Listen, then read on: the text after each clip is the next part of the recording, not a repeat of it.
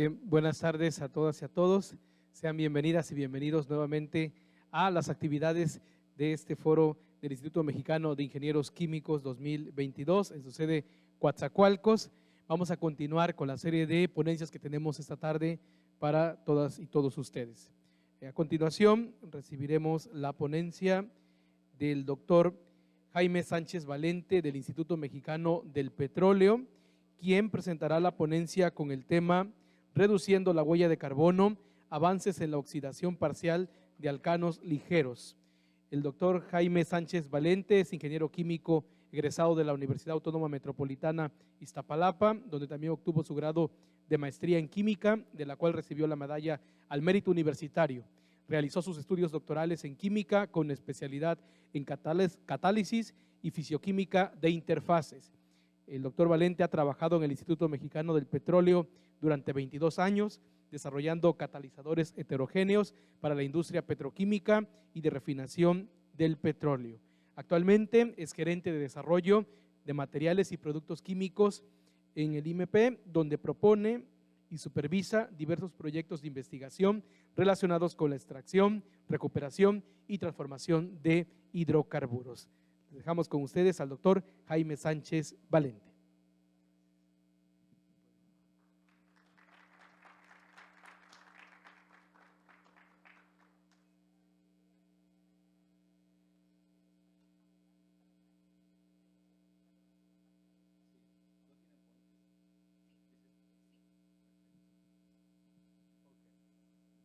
Bueno, pues muchas gracias por su presencia. Buenas tardes a todos ustedes. Gracias al IMIC por la invitación, en particular al ingeniero José Roque. Pues voy a presentarles la ponencia titulada Reduciendo la huella de carbono, avances en la oxidación parcial de alcanos ligeros. El contenido de la charla es el siguiente. Voy a hablarles primero de las proyecciones de las emisiones de CO2, así como la matriz energética mundial, una proyección a 2040. Posteriormente les daré la definición de lo que es un catalizador y el proceso general que se lleva a cabo desde el laboratorio hasta su aplicación industrial, el escalamiento del mismo, el uso del gas natural y algunas perspectivas de esos componentes como son en el caso del etano. Voy a presentar los avances que tenemos en el desarrollo de un proceso catalítico para la producción de etileno a partir de etano. Posteriormente les presentaré los avances que hemos tenido en un catalizador que será útil para un proceso de la obtención de ácido acrílico a partir de propano. También los avances que hemos realizado en el instituto para el desarrollo de un nuevo catalizador para hacer la oxidación parcial directa de metano a metanol. Al final, unas breves conclusiones y unas pequeñas perspectivas. ¿Por qué es importante? Yo creo que han estado hablando aquí en estos días, ¿por qué es importante la reducción de la huella de carbono, ¿no?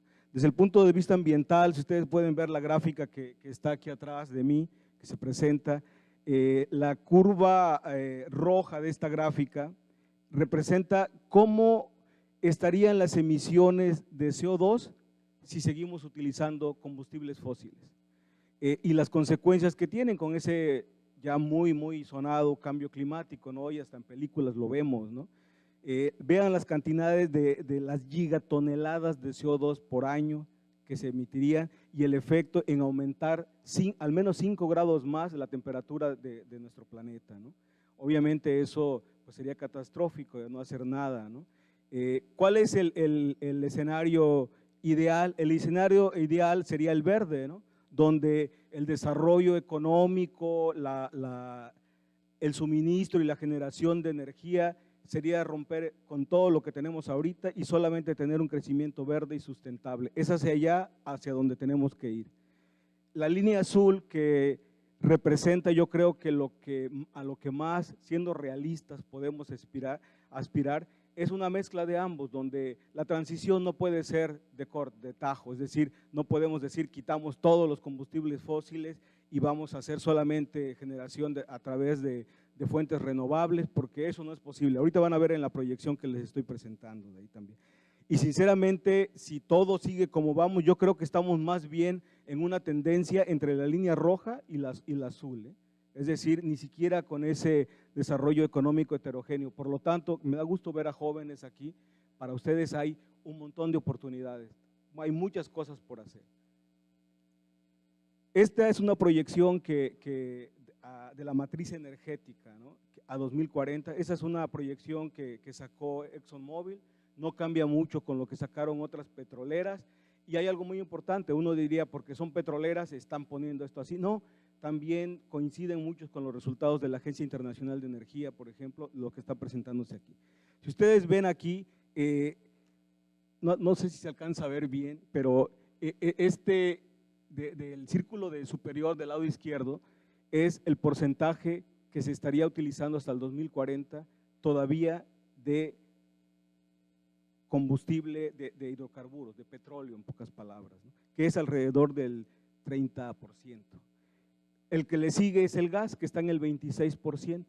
Ambos son hidrocarburos, dan más del 50% de lo que van a proveer a la matriz energética. Si ustedes ven, a mí me sorprendió cuando vi esto, incluso el carbón tal cual se sigue y se seguirá utilizando. De hecho, no tiene mucho, Alemania dio la noticia donde todas sus minas de carbón las cerró, pero bueno, es un país pequeño. China, gran parte de su generación de energía la hace todavía hoy en día a través de carbón, es barato, es muy bueno para producir energía, con las consecuencias que sabemos de estar contribuyendo a esas emisiones que les mostré en un principio, ¿no?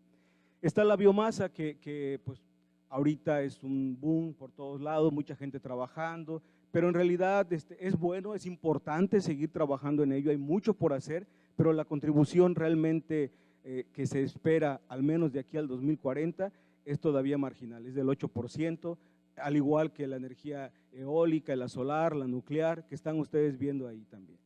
Es decir, el reto que tiene el mundo, lo que tenemos es, y sobre todo los gobiernos en el mundo, es proveer a la sociedad de una energía segura, a bajo costo y con el menor impacto al ambiente posible. Ese es el reto, ¿no?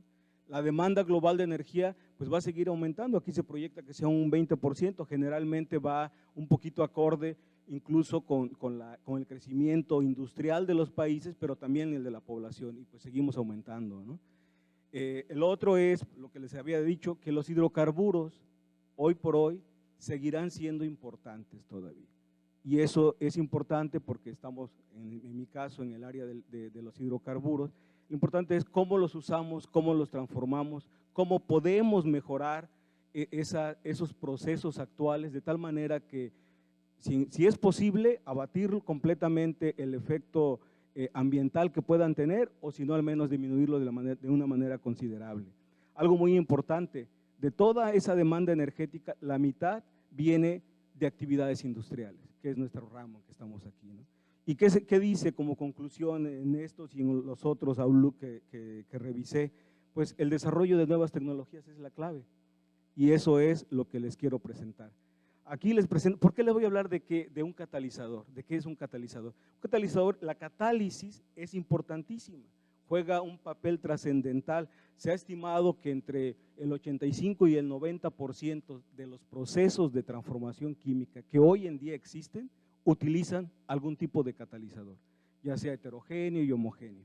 En este caso yo me voy a enfocar en la catálisis heterogénea. La catálisis heterogénea generalmente utiliza catalizadores sólidos. Aquí se representa con esa foto muy famosa que la pueden encontrar en internet, donde vemos ahí catalizadores de diferentes morfologías, lo cual va a depender del proceso, del tipo de reactor en que se vaya a aplicar, ¿no? ¿Qué es un catalizador? Seguramente ustedes en sus clases ya lo vieron, ¿no? La definición la hizo Berzelius en 1836. El catalizador es una sustancia que nos ayuda a acelerar, pero sobre todo a orientar y dirigir una reacción. Es decir, en la curva que tienen ustedes ahí a la derecha pueden ver X y Y son los reactantes y nosotros queremos tener un producto Z en particular. Si nosotros no utilizáramos catalizador, la curva negra que está ahí muestra el requerimiento energético, es decir, necesitaríamos mucha energía. Muchos procesos de transformación catalítica en su propio cuerpo, en la naturaleza, ocurren. Necesitan a veces mucho tiempo, y en la industria lo que menos podemos darnos el lujo es a tener procesos más largos. El tiempo es muy importante. Un catalizador nos ayuda a acelerar esa reacción. Pero el otro punto muy importante, A, X y Y, no solamente nos pueden dar Z, nos pueden dar W y otros productos más, ¿no?, que sean ahí. Pero a mí me interesa el Z. Entonces, ¿cómo le tengo que hacer para diseñar un catalizador que me acelere ese proceso? O sea, es decir, que tenga un menor costo energético, ¿sí?, pero que además me produzca la molécula de interés. Ese es nuestro trabajo. Un poquito para ver, el reactor que ustedes ven, la caja tubular que está ahí, representa un reactor de metros, un reactor industrial. En este caso es un reactor multitubular, donde esos tubos, la figura que ven ustedes a un lado es como un acercamiento adentro de esos tubos, está lleno de partículas de catalizador. En este caso son cilindros que están, bueno, depende del proceso, que están contenidos en ese reactor, donde se pasan los reactantes, ya sea en fase gas, o fase líquida o mezcla, reacciona. Si hiciéramos un zoom a esas partículas, es lo que está al lado derecho, donde se muestra que esas partículas contienen poros y microporos, ¿sí? Y en esos poros es donde se localizan los sitios activos. La última figura representa los sitios activos. ¿Qué es el sitio activo? Es el lugar donde los reactantes llegan, los reactantes se difunden, ¿sí?, de la parte externa a la parte interna de la partícula para llegar al sitio donde reaccionan, donde les dan esa selectividad, los productos o aquello que no reaccionó se desorbe y tienes todo un proceso. Eso se dice de manera muy sencilla, ¿no? ¿Cómo lo haces? Nosotros en el instituto hacemos investigación fundamental, pero siempre con una vía de ver hacia cómo vas a llegar a aplicarlo a nivel industrial. Ese es un reto. Generalmente en la academia, voy a mostrar la siguiente, es un poquito más complicado para ellos. ¿Por qué? Por lo que se requiere. Se requiere, como dice ahí, tiempo, dinero para poder hacer algo que es una idea, una realidad.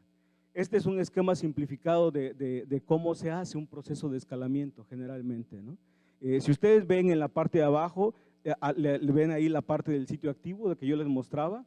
Esos sitios activos están contenidos en cristales que están en otra dimensión. Los sitios activos estamos hablando de nanómetros o de Armstrongs, ¿sí? Los cristales ya estamos hablando de nanómetros. Esos cristales se aglomeran y forman parte de esos aglomerados que ya estamos hablando de micras. Esos aglomerados forman parte de las partículas, esos ya son visibles, ya los podemos ver al ojo, lo demás no tienes que utilizar microscopios electrónicos de alta resolución para verlos, y esas partículas forman en polvo, ¿no? Cuando vamos en el laboratorio generalmente tenemos una idea, ¿sabes qué? Yo quiero hacer un nuevo catalizador o mejorar el existente, ¿sí? Tengo una idea. ¿Okay? Tienes la idea, preparas sus materiales en polvitos, los pruebas, los caracterizas, los ves y todo va muy bien. Eso se hace a una escala de laboratorio. La fotografía que está al lado es una fotografía real de uno de nuestros pequeños reactores donde hacemos nuestra discriminación nosotros. Vemos, oye, yo le cambié este metal, cambié este soporte, estas cosas, ¿qué efecto tiene? Entonces uno va llegando a tener una formulación promisoria que parece ser que da buenos resultados, los que esperamos ahí también. Pero eso todavía sigue siendo a nivel laboratorio y estamos muy lejos de llegar a una realidad, ¿sí? ¿Por qué? Porque para que pueda ser usado un material como catalizador tiene que cumplir muchos requisitos. Tienes que ver la estabilidad, cuánto tiempo te va a durar en el reactor, tienes que ver si cuando tú hiciste en polvito en el laboratorio, donde todo lo puedes controlar de una manera muy precisa, ¿cómo lo vas a producir a nivel industrial?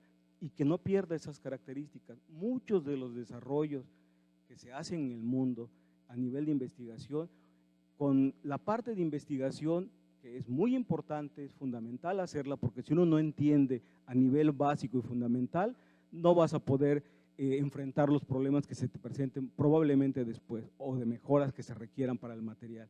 Pero para poder llegar a una aplicación industrial se requieren de más etapas que están representadas de una manera muy sintética en esta figura, ¿no? O sea, uno en la academia, en el laboratorio de los institutos o de las universidades, llega principalmente donde está ese cuadrito que están en líneas punteadas, ¿sí? Es decir, llegamos hasta establecer mecanismos de reacción, una muy buena caracterización de nuestros materiales, vemos la cinética, que es muy importante, pero Cuando ya queremos llegar a otro nivel, ya necesitamos, para empezar, un reactor ya más cercano a lo que podría ser en la realidad, ¿no? Eso es uno. Y tenemos que tener un material que tenga las características, tanto de forma como de propiedades mecánicas y sobre todo la otra parte que es fundamental, de actividad que habíamos visto en el laboratorio y ser capaz de ponerlo en ese reactor, ¿sí? Después se sigue haciendo las pruebas en una planta piloto, ¿sí? Y después se llega, dependiendo del proceso, hay desarrollos que son de mejoras de catalizadores para procesos ya existentes. Eso es una ventaja, tiene su grado de dificultad, pero tiene una ventaja, ya sabemos qué características debe de tener el material, ya sabemos qué morfología, ya sabemos muchas cosas, ¿sí? Entonces se puede hacer un desarrollo un poco más acelerado. Podemos agarrar y decir, bueno, yo debo de tener un material que tenga estas características, lo logré, puedo incluso después de unas pruebas a nivel piloto o banco, poder llevarlo a una prueba industrial y en un reactor real ya puesto, un reactor industrial. Cuando es el caso de un proceso que no existe, generalmente se tiene que llegar primeramente a una planta de demostración. En esa planta de demostración tiene muchas funciones. Una es el aprendizaje de saber, por ejemplo, cuánto tiempo te va a durar tu reactor, cómo vas a operar tu planta, cómo va a ser tu esquema de separación que no habías visto cuando es un proceso nuevo. Y esa muchas veces te tienes que regresar, que es la parte de la flecha que está ahí. Eso ocurre mucho en la industria. Las grandes empresas este tipo de desarrollo lo tienen de manera continua. ¿Por qué? Porque ellos quieren seguir siendo líderes, ya sea en las tecnologías existentes o en las nuevas tecnologías que desarrollan, ¿sí? El uso actual del gas natural. Yo en la plática sí les puse ya de alcanos ligeros. Realmente los alcanos ligeros pues son la composición principal del gas natural, ¿no? El gas natural se compone de metano principalmente, de etano y de propano. Hay butanos y pentanos, pero en una menor cantidad. ¿Cómo se usa? Por aquí yo oí la transmisión que hicieron, algunas pláticas que ya le dieron, ¿no? Principalmente en el mundo el gas natural se utiliza como combustible, un 90%, ¿sí? Donde se genera energía eléctrica, calor para el transporte, para el hogar. Una pequeña parte, entre el 5 y el 7%, va para productos químicos. Hay un proceso muy interesante que es gas to liquid también, que permite valorizarlo. Y hay otro punto, un esquema que es la parte de quema. Es algo muy importante. Generalmente el que se manda a quemar es el metano, ¿no? Y esa molécula que está ahí, pues se quema, se desaprovecha, ¿no? ¿Por qué se quema, no? Porque el metano tiene la desventaja de tener un efecto invernadero 20 veces mayor todavía que el CO2, de lo que yo les mostré de efecto. Entonces, hoy por hoy las políticas a nivel internacional han siendo cada vez más estrictas, es decir, ya no puedes dejar que se fugue el metano, tienes que quemarlo bien, que no sería lo ideal sería aprovecharlo, ¿no? ¿Por qué no se ha aprovechado? El problema está en que el metano tiene una densidad muy baja, el transportarlo a tierra para poder procesarlo es muy costoso y en la industria si algo no reditúa pues no se puede llevar a cabo, ¿no? O sea, desde el punto de vista ambiental existen muchas cosas que se pueden hacer, pero desde el punto de vista económico al día de hoy no hay un proceso rentable que se permita aprovechar ese metano. Hay tecnología, yo le hablaba a ustedes del gas to liquid, que es una de los gases, lo conviertes a líquidos que ya son utilizables, pueden ser incluso combustibles. El problema está en que generalmente la infraestructura que requieres es muy grande y es muy costosa. Hay empresas que han estado trabajando en estos últimos 10 años y han hecho avances importantes para hacerlo mucho más compacto. Por ahí vi una presentación de una empresa que la idea era tener un sistema muy pequeño, compacto, para poder ponerlo, por ejemplo, en plataformas. Pero es muy complicado. Los que han estado en plataformas, los colegas de PM saben que el espacio en eso es muy limitado y además, pues todas las cuestiones de riesgo que se pueden tener teniendo un proceso de este tipo. Por lo tanto, ahí hay mucho por hacer todavía. Pero es un tema muy importante, de hecho, que sigue mucha gente trabajando en ello, ¿no? Ya entrando un poquito en materia de qué es lo que hemos hecho en el instituto nosotros, le voy a presentar un desarrollo de un catalizador con vistas a generar un proceso catalítico para la producción de etileno. ¿Por qué es importante el etileno, no? El etileno es la piedra angular o como dice ahí, la columna vertebral de toda la industria petroquímica. O sea, eso no cabe duda, lo es, y yo creo que lo va a seguir siendo durante mucho tiempo, porque la molécula, este monómero de etileno, ¿por qué es tan importante? Ese doble enlace que ustedes ven ahí le confiere unas propiedades únicas, es altamente reactivo, por lo tanto puede sufrir o puede tener reacciones con halógenos, reacciones de oxidación, hidratación, polimerización. ¿De dónde se obtiene? Principalmente viene del gas natural. O del gas shale, donde quieran, es uno de los componentes importantes, de ahí se produce el etileno y el etileno genera una cantidad de intermediarios que están ahí representados, sobre todo para tener esos bienes de consumo que día con día utilizamos. Hoy en día, si no tuviéramos este tipo de polímeros, hay muchas cosas de ropa, medicamentos, en fin, tantas cosas que no podríamos tener sin ellos, ¿no? ¿Cuál es el problema que tiene? La gráfica que ven ahí es un estudio que se hizo del consumo de energía, volviendo otra vez a lo mismo, el tema, ¿no? La energía, ¿no? A nivel mundial por volumen de producción de los principales productos petroquímicos. Si ustedes ven, el que está en la punta es la producción de amoníaco. Al día de hoy, la producción de amoníaco sigue siendo un proceso ineficiente desde el punto de vista energético, pero es vital y crucial.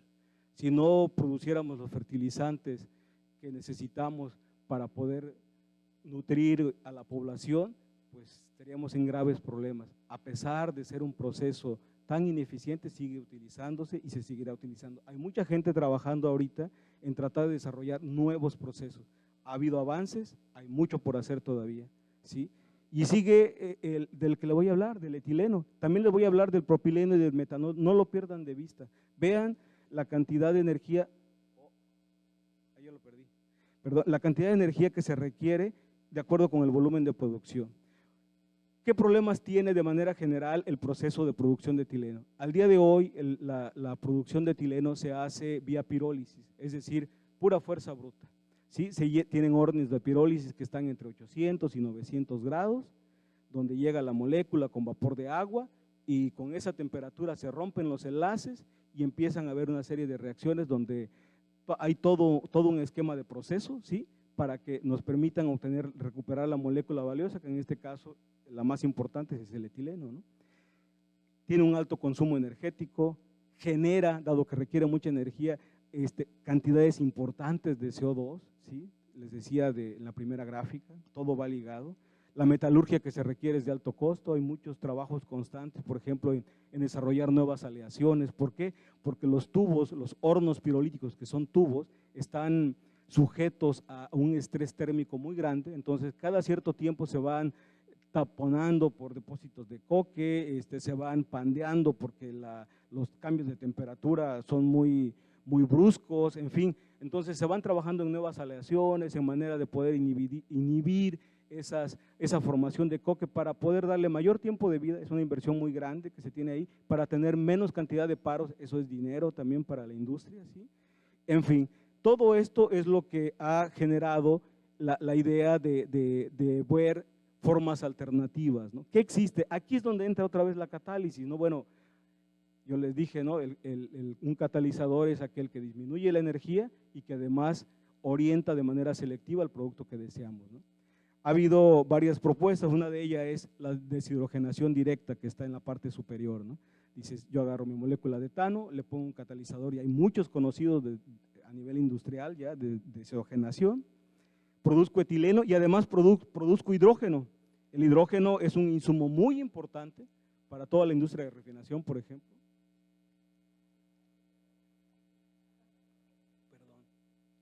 Uno podría decir, no, pues perfecto, ¿no? O sea, tengo un producto importante y además un subproducto que es muy valioso. El problema es la cuestión desde el punto de vista termodinámico. La gráfica que está al lado derecho es una gráfica de equilibrio termodinámico de conversión con temperatura y si ustedes ven el C2 está representando la molécula de etano. Para que empezamos a tener conversiones que pudieran darle una viabilidad técnica y sobre todo económica, se requieren temperaturas entre 750 grados centígrados. A esa temperatura pues ya empieza a haber craqueo por radicales libres donde ya no entra una parte catalítica. Es una demanda como quiera de energía muy alta, no se gana mucho en pocas palabras. Hay gente que sigue trabajando, tratando de de romper esas leyes termodinámicas y decir yo lo voy a poder hacer a menor temperatura con una producción, y han avanzado un poco en ello. La otra vía es la deshidrogenación oxidativa, que es la parte que nosotros abordamos, ¿no? Aquí se utiliza la molécula de etano, un agente oxidante que puede ser oxígeno, CO2, óxido nitroso, en fin, tantas cosas. Aquí nosotros usamos oxígeno. El catalizador, se produce el etileno y se genera agua. Al generarse agua, este equilibrio termodinámico se desplaza, lo cual hace que una reacción como la anterior, que es endotérmica, que requiere energía, suministro de energía, esta lo genera, ¿sí? Esta lo genera y al contrario, se vuelve no un problema, pero sí un punto a controlar, porque también si es muy violenta puede tener consecuencias importantes en un proceso industrial, ¿no? Algo importante también es la cantidad de productos que se generan. Generalmente en este tipo de materiales, de catalizadores, pues aparte de agua, genera un poco de CO2, de CO, que aquí le llamamos COX, y dependiendo de las condiciones puede generar alguno que otro subproducto. Pero generalmente comparado con el proceso pirolítico, donde no hay un catalizador, donde es totalmente fuerza bruta, la cantidad de productos que se generan es muchísimo menor. O sea, eso estaríamos pensando en un esquema de separación mucho más simple, mucho menos demandante en energía, mucho menos demandante en inversión también, ¿sí? Y hay algo importante, generalmente en los catalizadores, por ejemplo, el de deshidrogenación, con el tiempo los catalizadores se van, en el argot industrial se le dice envenenando, se van muriendo. ¿Por qué?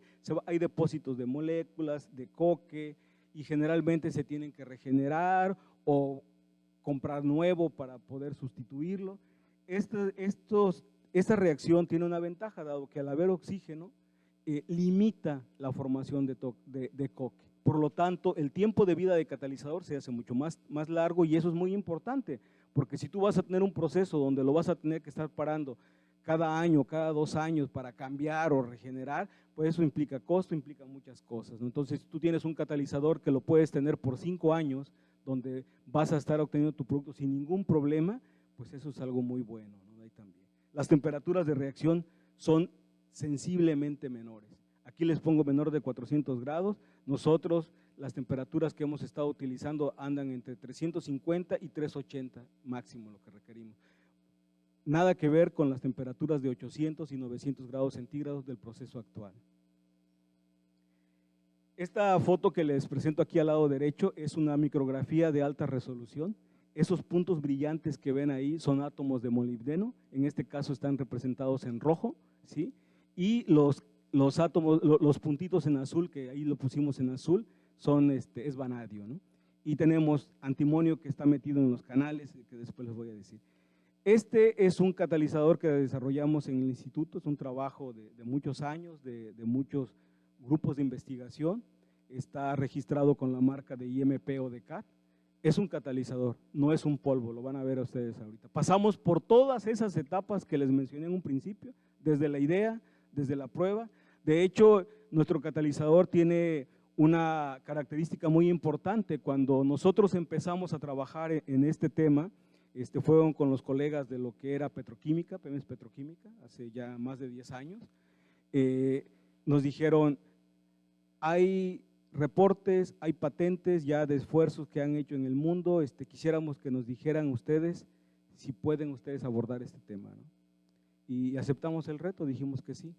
Obviamente tuvimos que hacer toda una búsqueda, no se trata nunca de inventar el hilo negro, hay que ver qué hay hecho, hasta dónde han llegado, qué tiene. Y en ese sentido creció la alianza con un instituto que había desarrollado una formulación catalítica, pero estaba al nivel de polvitos. O sea, cuando fuimos a ver al investigador, él hacía lo máximo y sentía que había hecho mucho, eran 10 gramos, ¿no? Pero fue importante como base. Entonces firmamos un convenio, vimos su catalizador, lo empezamos a evaluar nosotros y empezamos a ver problemas. ¿Por qué? Porque ese catalizador en su formulación tiene un compuesto que se llama teluro, y ese teluro es una parte fundamental para el desempeño de ese material. Si no se tenía, porque le dijimos al investigador, el material no funcionaba como se esperaba, ¿no? Entonces le dijimos, ¿sabes qué? Pues esto es desde ahí que uno lo ve, esto pues no vale la pena seguirle invirtiendo porque no se va a poder aplicar nunca en un reactor industrial. No puedes tener un material que sea tan sensible, sobre todo cuando tienes reacciones de oxidación, donde hay perfiles de temperatura en un reactor, donde puede haber lo que le llaman hot spot, puntos calientes, y esto te lo va a deshacer. Y al rato vas a tener problemas de proceso y en el peor de los casos un terrible accidente, ¿no? Por ejemplo. Entonces, ¿qué hacemos si ese elemento era el más importante? Pues fue un trabajo de años y el reto era hacer una formulación que fuera al menos igual de activa, ¿sí?, y selectiva, pero sin teluro. Y se logró. Es este catalizador que tenemos aquí, ¿no? Es molibdeno, vanadio, antimonio. Esto que le estoy presentando aquí son, del lado izquierdo, esas gráficas que ven son una difracción de rayos X. La difracción de rayos X es como la huella dactilar de un material, se nos permite identificar qué es, qué tiene, cómo está, cuánto tiene de cada uno de ellos, ¿sí? Ahí los puntos que ustedes ven, ahí no sé si alcanzan a distinguir, yo no veo muy bien aquí en la pantalla, pero hay un punto, un pico que se ve ahí con un punto o un círculo cerrado, ¿sí? Esa es una fase que se llama molibdita, es un trióxido de molibdeno, ¿sí?, que se forma ahí. Cuando sintetizamos el material, es la gráfica A y le dimos un tratamiento 1. ¿Por qué le puse tratamiento 1?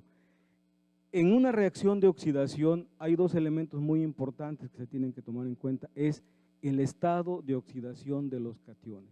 Uno tiene que controlar ese estado de oxidación porque ese estado de oxidación es el que permite tener la labilidad de los oxígenos. ¿Cómo se va a mover ese oxígeno en la reacción que tiene? ¿Se acuerdan que yo les dije ahí, usamos etano y oxígeno para que nos dé etileno y agua?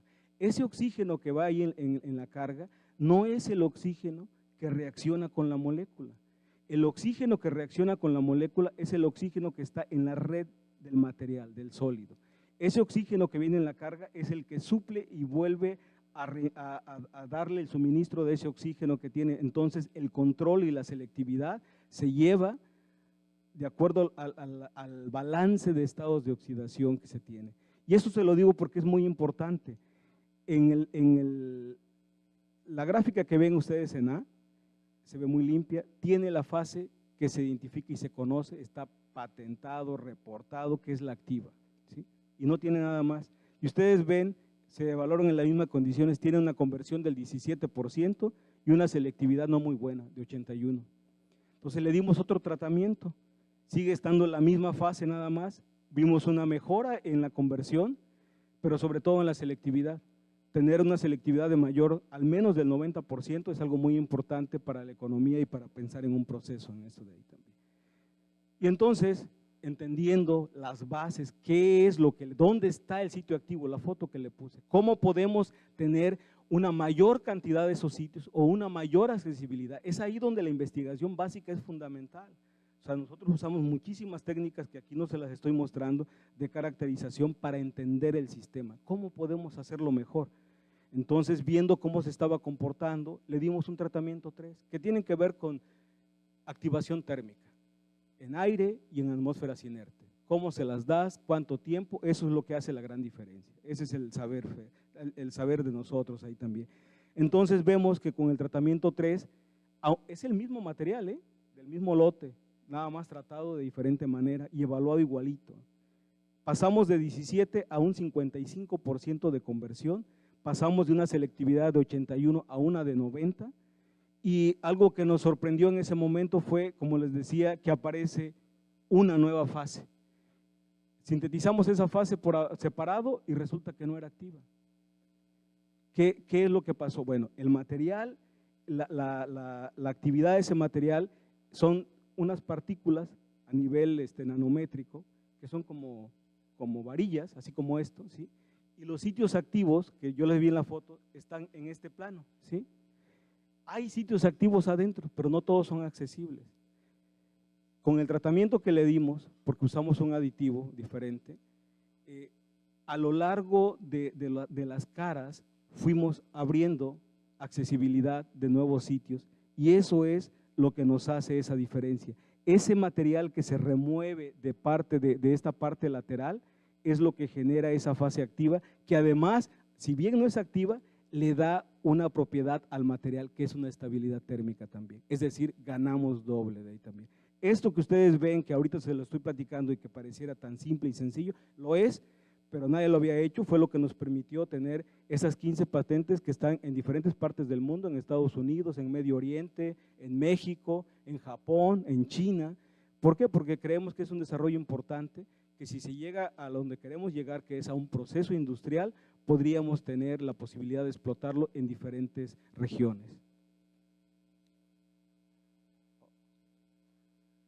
Ok, yo les decía a ustedes, ¿no? Una cosa es hacerlo en polvito, ¿no? ¿Y cómo haces el material, ¿no? En laboratorio, si ustedes han estado en laboratorio, pues uno compra su reactivo de tal marca, con tal pureza, y todo va de lo más bonito. Cuando vas a la industria, eso no los puedes utilizar, porque además del costo, pues la disponibilidad, si vas a querer hacer toneladas, no lo tienes, ¿no? Entonces, el otro reto es buscar materia prima disponible al menor costo posible que te pueda permitir producir ese material a gran escala. La otra cosa es, tú tienes un polvo, tienes que darle una morfología, eso va a depender del tipo de reactor en que lo vas a utilizar, ¿sí? Eso también lo estudiamos. ¿Cómo le das esa propiedad mecánica? ¿Qué quiere decir? Que resista, que cuando venga la corriente de gas, no el polvo, el aglomerado que tenga se vaya deshaciendo porque al rato te va a taponar el reactor, o simplemente vas perdiendo tu catalizador, que es la parte valiosa, ¿no? Nosotros desarrollamos un proceso simple, sencillo, que es, agarramos precursores metálicos, lo hacemos reaccionar una noche, los lavamos, los filtramos, agregamos un aglomerante que nos permite darle esa propiedad mecánica que le digo, ese es inerte, pero nos permite integrar y darle la forma. Esas fotos que ustedes ven ahí son fotos reales, son fotos de nuestros catalizadores que producimos ahí. Después pasa por ese proceso de dispersión, lo mandamos en este caso a un extrusor y a un proceso de activación térmica donde le damos el tratamiento, el tercero que les acabo de mencionar, para tener ese catalizador IMP o de CAT que les acabo de decir. Hay algo bien importante que también cuando uno va pensando en un proceso, estamos hablando de mezclas de hidrocarburos con oxígeno. Son mezclas explosivas, hay que tener cuidado. ¿Es posible trabajar con ello?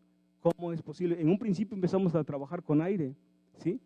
El aire, ustedes saben que lo que más tiene es nitrógeno, está alrededor, arriba del 70% es nitrógeno, ¿sí? Entonces, el nitrógeno es inerte. Entonces, si tú haces un diseño de un proceso usando eso como fuente de oxígeno, nunca te va a salir económicamente. Los volúmenes de tus reactores, de tus sistemas serían enormes, porque hay un gran volumen muerto que va a estar ocupando el nitrógeno en este caso, que no te va a servir de nada, ¿no? Entonces, y además, cuando vemos el triángulo rojo que se ve ahí, es la región de inflamabilidad. No podemos entrar ahí, porque estaríamos entrando en riesgo de tener una explosión.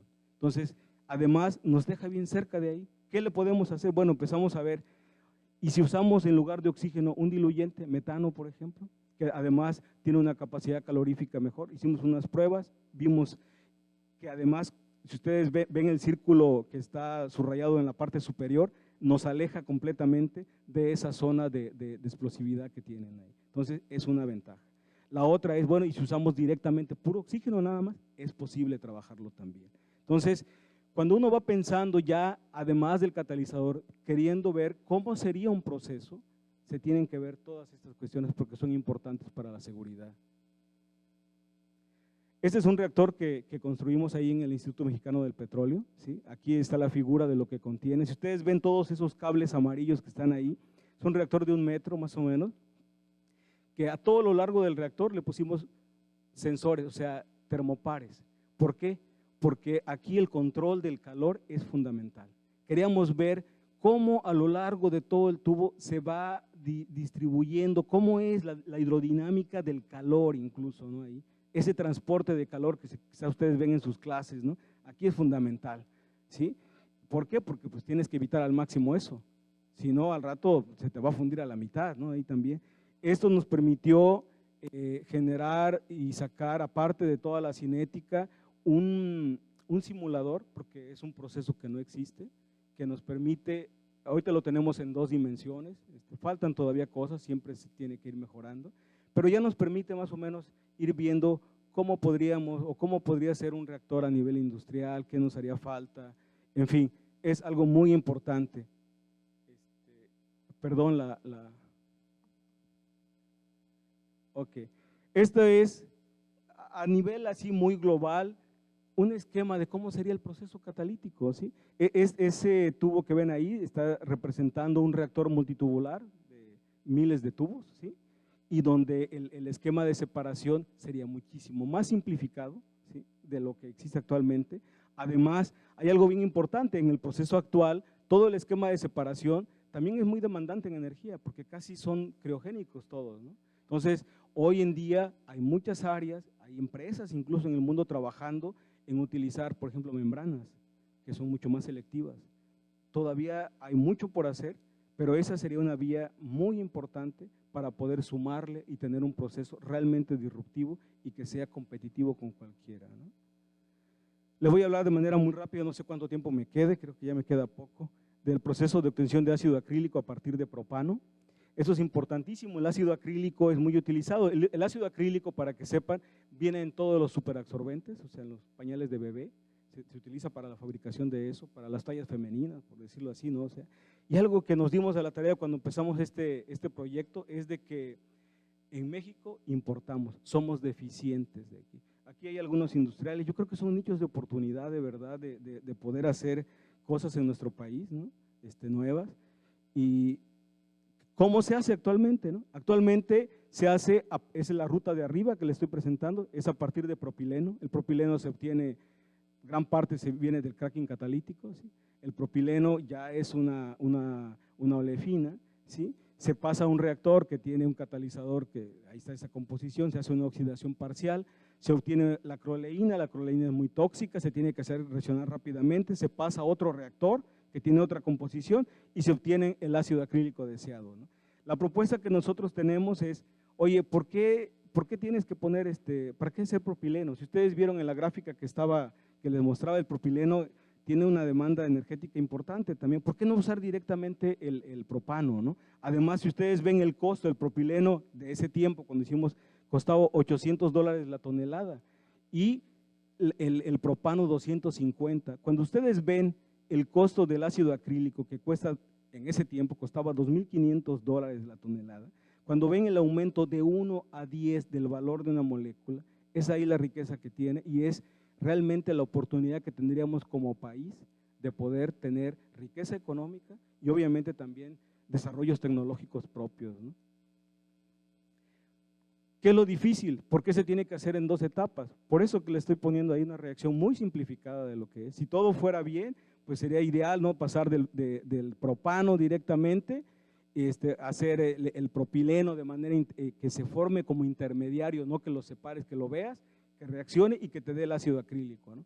Pero pues hay muchas reacciones colaterales, ¿no? Formación de COX, ¿por qué? Porque son moléculas muy reactivas, o ácido acético, en fin, una serie de cosas que es difícil. En el 2011, un grupo de investigadores de Berlín, del Max Planck de Berlín, que han trabajado muchos años en este tipo de sistemas, hizo una revisión de lo que había en la literatura de patente, en dónde están los avances, ¿no? Hay muchos artículos, y lo cual es bueno, ¿no? Pero para llegar a una realidad, ellos pusieron esa línea punteada que ven ustedes ahí, se debe de estar adentro de eso, es decir, en esa parte de esa esquina, para poder empezar a pensar que ese material que tienes podría ser posible aplicarlo a nivel industrial, ¿no? Como ustedes pueden ver, prácticamente hay 2 cuadritos verdes que son los que más se acercan, pero todavía falta mucho por hacer. Con toda la experiencia que tuvimos de los más de 10 años trabajando en el proceso de etileno, dijimos, bueno, podemos trabajar en desarrollar o proponer una nueva formulación. Eso es a nivel laboratorio todavía, ¿sí? Esa está nuestra formulación que ustedes ven ahí, esos son los resultados que obtuvimos en un microreactor, en el reactorcito que le puse la foto, donde vemos que empezamos ya a entrar a esa zona donde técnica y económicamente podría ser viable. Falta mucho por hacer, eso todavía está en polvo. ¿Se acuerdan del esquema que yo les dije para poder llegar a nivel industrial? Bueno, pero ese resultado daría pie para que si algún industrial o alguien dice, bueno, pues yo le apuesto, esto yo creo ahí en eso de ahí, ¿qué se necesita? Pues se necesita tiempo, recursos para poder continuar en este desarrollo, ¿no? Pero el resultado es muy promisorio. Y este nuevo, que es muy importante, que es la valorización del metano. El metano, se ha dicho, tienen años trabajando bastantes grupos en el mundo y al día de hoy, pues todavía hay mucho por hacer. Se le ha dicho en la jerga de catálisis que es como que la búsqueda del santo grial, ¿no? Porque si se fuera, sería algo muy importante si se lograra, ¿no? El problema que tiene es que los enlaces son muy estables, es una molécula que es muy difícil de activar, ya sea por ácidos o por bases, es prácticamente no reactiva, es muy difícil, ¿no? La activación se da a través del rompimiento homolítico que tienes del carbono y del hidrógeno, ¿no? Entonces hay procesos de activación, aquí se los presento de manera muy simplificada, la parte directa, pero requiere de altas temperaturas, son muy demandantes en energía. Y aquí está otro proceso de las indirectas, donde se forma el gas de síntesis. Pemex creo que tiene estas etapas, por ejemplo, para producir amoníaco, que les decía a ustedes, es importantísimo, el amoníaco es importante producirlo, no importa que sea un proceso ineficiente desde el punto de vista energético. Y bueno, y está la otra para hacer Fischer-Tropsch para poder obtener metanol, ¿no? Nosotros en la ruta que estamos proponiendo es, oye, ¿por qué no hacemos una ruta directa? ¿Por qué no desarrollamos un material que nos permita transformar de manera directa, oxidar de manera parcial ese metano para obtener el metanol a una baja temperatura donde solamente requieras un reactor? Y bueno, fue como un inicio, un proyecto de investigación básica que le llamamos nosotros en el instituto, y empezamos a hacer. ¿Por qué es importante el metanol? Vean la demanda, incluso aquí en México, no sé si estén trabajando todas las plantas que tiene Pemex de metanol, pero aunque estuvieran trabajando, no suplimos la demanda nacional, hacen falta, se debe de importar de alguna manera, ¿no? También. ¿Y por qué es importante el metanol? Les pongo aquí esta gráfica, y les hablaba de China, ¿no? Que a partir del carbón sigue trabajando mucho. Bueno, pues una de las moléculas que ellos producen es en el metanol. Gran parte de la petroquímica china está basada en el metanol. Y hay un libro que tengo por ahí que me encontró, que me gustó mucho el título además, el metanol como un químico básico, como una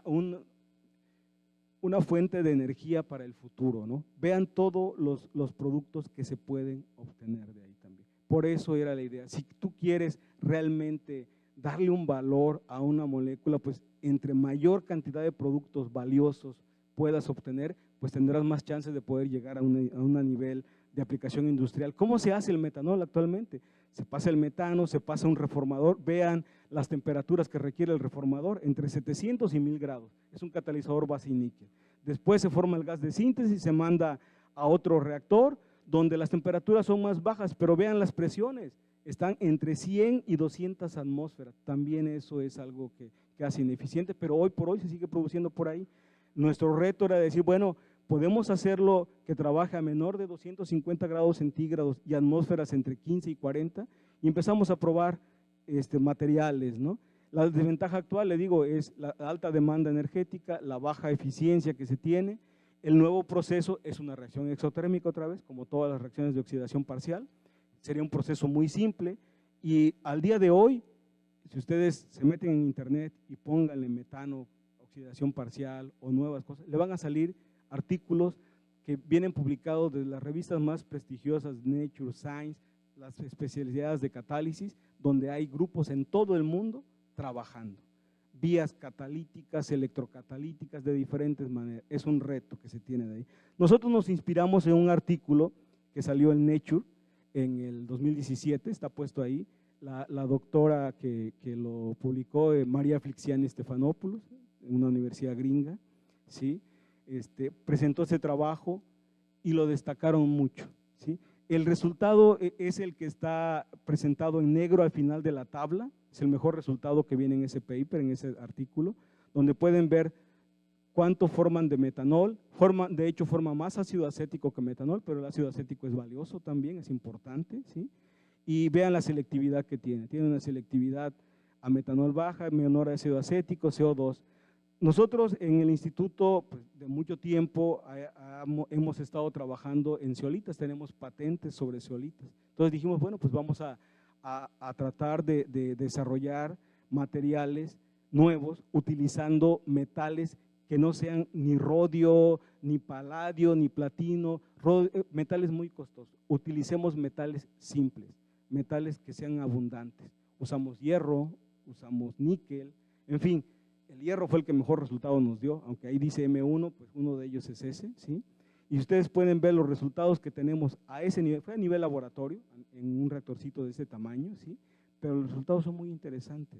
Si ustedes ven, logramos tener incluso mejoras con respecto a lo publicado por María, en las mismas condiciones que ella lo evaluó, ¿no? Esto que le pongo aquí abajo se me hizo muy importante porque en ese volumen de Nature, el editor invitó a alguien que hiciera un comentario sobre ese resultado. ¿Por qué? Porque hasta ese momento, hasta el 2017, no había un resultado mejor publicado, por eso se lo permitieron publicar en esa revista, con esos resultados. Y ahí me gusta eso, lo que dice ahí, ¿no?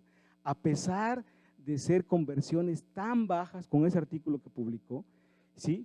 Esto, para poder hacer una aplicación comercial, esto puede guiar para optimizar el catalizador y para llegar a un proceso práctico en el futuro. Seguramente siguen trabajando ahí, seguramente siguen haciendo en ese sentido, porque les digo, yo les decía en lo del gas natural, un punto que se me olvidó decirle, en las reservas probadas, tanto de gas natural como las técnicamente recuperables de gas shale en el mundo, al día de hoy se considera que hay más de 14,000 millones de toneladas de CO2, de gas natural. Al consumo actual que tenemos hoy en día, eso nos permitiría seguir al menos 100, 150 años más. Es decir, es importante lo que hagamos con esto o lo que podamos hacer todavía. Ya por último, para no aburrirlos, le voy a decir lo que serían, desde mi punto de vista, las conclusiones de lo que le acabo de presentar, ¿no? Tenemos un catalizador de alto desempeño para la producción de etileno, se necesita construir un reactor, posteriormente una pequeña plantita de demostración para poder sacar todas las bases que se requieren de una planta industrial, ¿sí? En cualquier desarrollo que se quiera, la seguridad es importantísimo, por eso les decía, en el caso les ejemplificaba con estas mezclas explosivas de hidrocarburo, oxígeno, que deben ser muy bien cuidadas, ¿sí? Los resultados del ácido acrílico que tenemos, pues nos dicen que ameritan seguir la investigación.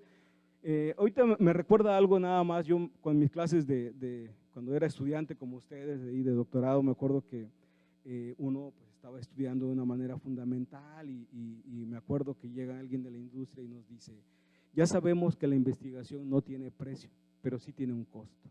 Entonces nosotros para poder continuar con esa investigación necesitamos recursos. Y eso es importante, por eso qué bueno que hay aquí, digo, quizás no haya mucha gente de la industria, pero están en una región industrial, donde la industria petroquímica creo que ahí tiene mucho por hacer y gente como ustedes joven, instituciones como la nuestra y como otras que seguramente hay, podemos aportar mucho todavía para mejorar o para hacer nuevos procesos, que es lo que les digo aquí también, ¿no? Por último, los análisis técnico-económicos, ¿no? Una cosa puede estar muy bien a nivel laboratorio, bonita, y se puede dar para publicaciones y todo eso, pero realmente tiene una viabilidad económica a futuro de poder llegarse. Eso es importantísimo. Si eso no lo tiene, no va a haber ningún industrial, nadie que quiera financiar o dar recursos para eso, ¿no? Identificar las oportunidades de mejora en los procesos actuales, ¿no? Siempre se puede, o sea, seguramente de los procesos que tiene Pemex o la industria aledaña que tenemos aquí, se puede mejorar esa eficiencia energética. Por ahí oía algo hablar de los índices energéticos de los procesos, hay mucho por hacer, ¿sí? Identificar también la disponibilidad de materia prima, de fuentes renovables. Hoy por hoy, por ahí seguramente vieron, está lo del biogás. El biogás es porque viene de la fuente que viene, que es biológica, ¿no? Pero en realidad la molécula de etano o metano sigue siendo la misma. O sea, la reacción que va a sufrir es lo mismo. Entonces, si ustedes tienen una materia prima renovable y tienen un catalizador que lo pueda transformar en un proceso, pues cierran todo el ciclo todavía mejor, ¿no? Y para la gente de la industria lo tiene claro, pero para la gente de la academia no. Cuando se logre, cuando ustedes estén en su laboratorio y vean que el resultado que están teniendo es relevante, o O sea, es mejor de lo que ustedes incluso esperaban o de lo que está reportado en la literatura. Antes de publicar, piénsenlo, porque sería conveniente patentarlo. Si ustedes no patentan y no protegen eso y lo publican, eso es libre y todo el mundo lo puede usar y jamás pueden reclamar derechos. Es todo por mi parte. Muchas gracias por su atención.